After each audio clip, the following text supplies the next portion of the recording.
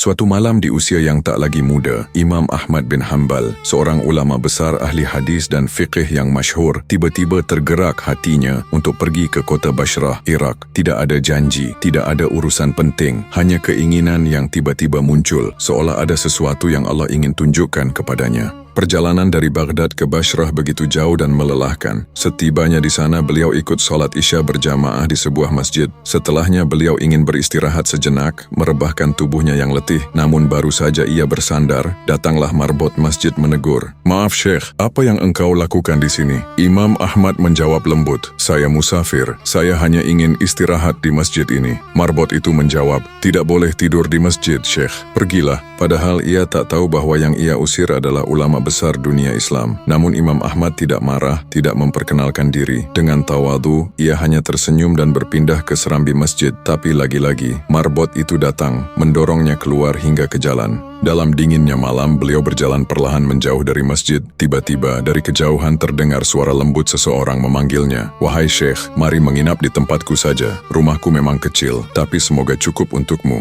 Itulah rumah seorang penjual roti.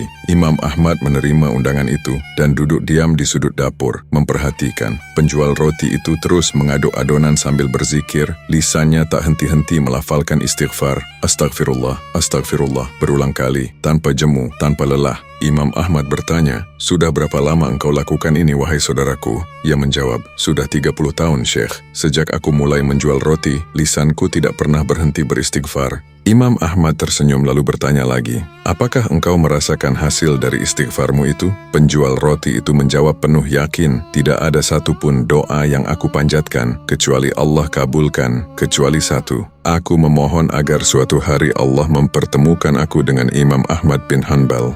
Mendengar itu Imam Ahmad menunduk, air matanya menetes. Beliau berkata lirih, "Allahu Akbar, doamu telah dikabulkan hari ini. Akulah Ahmad bin Hanbal. Mungkin karena istighfarmu, Allah menggerakkan hatiku untuk datang ke Bashrah hingga aku diusir dari masjid. Dan akhirnya Allah mempertemukan kita." Penjual roti itu terdiam, air matanya mengalir. Ia sujud bersyukur memuji Allah yang maha mendengar doa hambanya. Kisah ini mengajarkan bahwa istighfar bukan sekadar lafaz di bibir, tetapi kunci turunnya rahmat dan terkabulnya doa. Dan terkadang Allah menuntun langkah kita ke tempat yang tak pernah kita rencanakan, hanya untuk mempertemukan dua hati yang tulus dalam keikhlasan dan cinta kepadanya. Tulis di komentar, "Masya Allah," jika kamu kagum dengan kisah ini.